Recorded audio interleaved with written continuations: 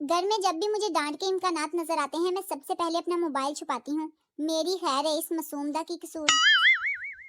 सर्दियों की सबसे बड़ी प्रॉब्लम, छांव में बैठो तो ठंड लगती है, धूप में बैठो तो मोबाइल की स्क्रीन ही नजर नहीं आती।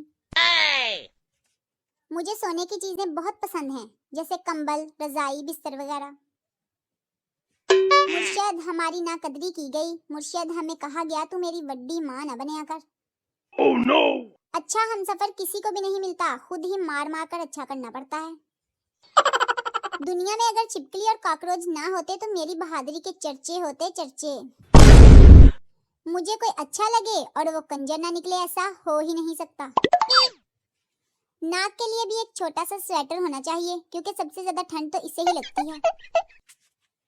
खतरनाक तरीन चुना, जानू तुम्हारे जनाजे के पीछे मेरा जनाजा होगा। ससुराल नजदीक होना चाहिए या दूर? मज़द लोग बड़े बल्ब से रोशनी डालें।